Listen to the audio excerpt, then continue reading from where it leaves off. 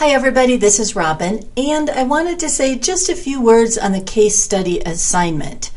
So you'll remember that the case study assignment is going to be the basis that we are going to use for several of our evaluation assignments. So that's what the case study is. The question that a lot of people have at this point is, what should I even use for my case study? So there's two types of people in this class. We have some people in this class who are currently teaching or training, and we have people in this class who are not currently teaching and training. So if you are currently teaching or training, I encourage you to use a real-life course that you're either teaching now or that you're planning to teach in the future. Why? Because this is a case study that's going to be the basis of several of our assignments this semester. If you use a real-life course for this case study, that means that this semester you're going to be creating some evaluations that you can apply back to your real-life course. And why wouldn't you want to do that? Now, it might be that you have a course that you are developing to teach or to train in the future. And in that case, that would also make a great case study, because ideally we want to be developing evaluations before we teach a course anyway. Now, for those of you who are not currently teaching or training, what you will do is you will use a course that you've already taken at ISU or in your work environment. So this will be sort of a fictitious case study, a semi-fictitious case study, because you've participated in this course as a student, but not as a teacher. And typically students don't create evaluations. So the fictitious part is you're going to pretend that you're the teacher of that course that you've already taken. All right, so let me give you an example. We have a former student, Michelle Shropshire, who agreed to let us use her paper as an example this week, so thank you very much, Michelle.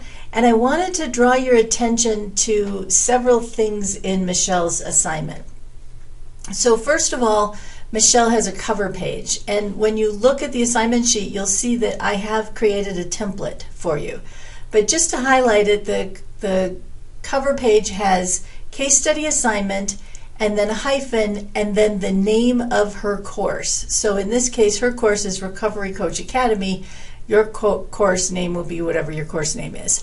Then she has her name, Michelle Shropshire. Then she has the name of this course.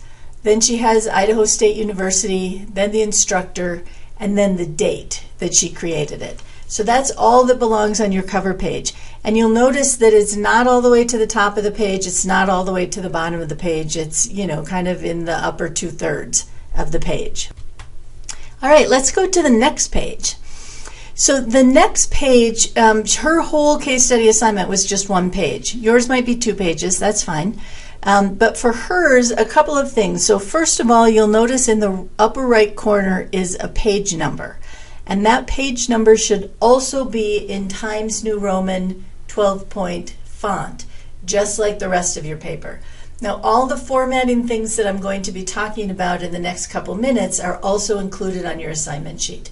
I mentioned the page number specifically because many of you have the normal setting for your word processor is not set to Times New Roman, so that your page number will come up as a different font and a different size. All right, the next thing that you'll notice is centered in the middle in bold is Case Study Assignment, Recovery Coach Academy.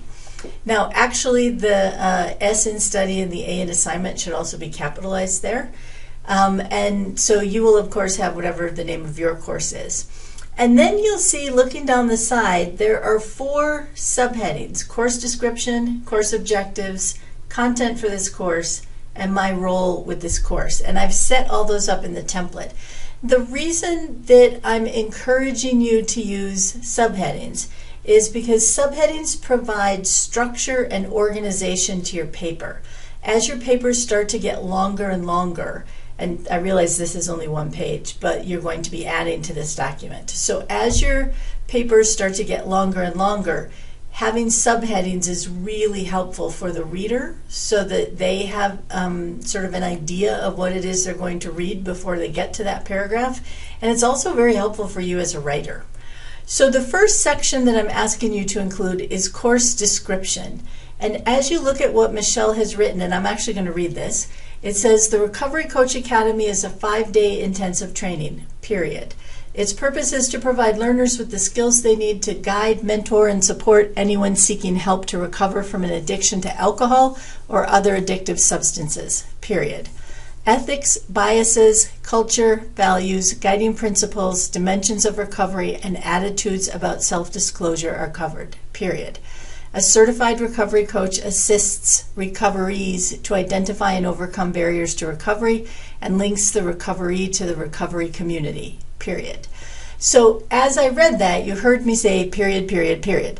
And that's because I wanted to draw your attention to the fact that this paragraph has 4 sentences. I think I said in your assignment sheet that there is no such thing as a 1-sentence paragraph. And that's true, but there's really no such thing as a 2-sentence paragraph either.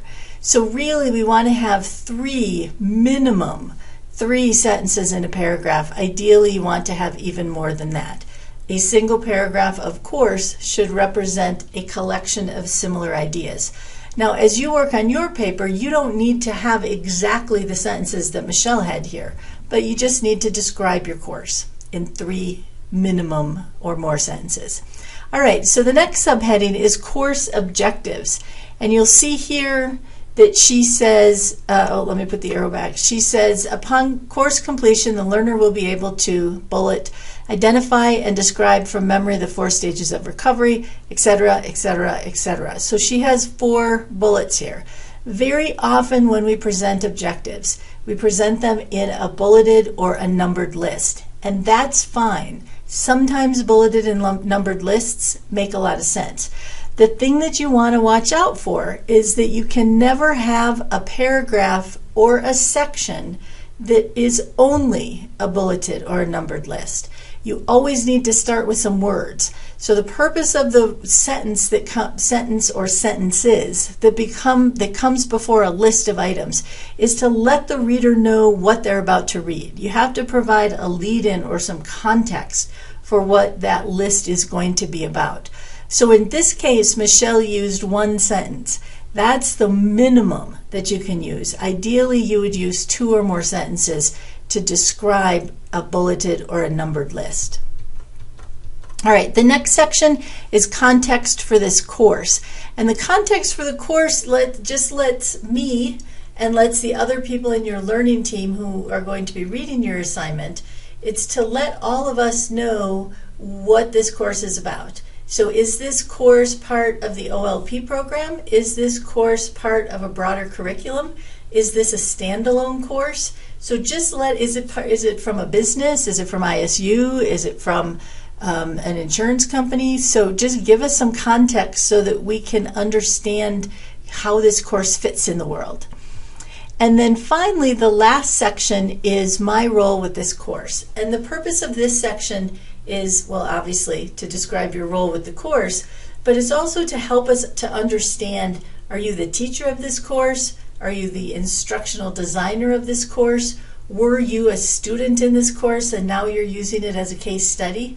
So it just helps us understand the perspective from which you're writing in this assignment.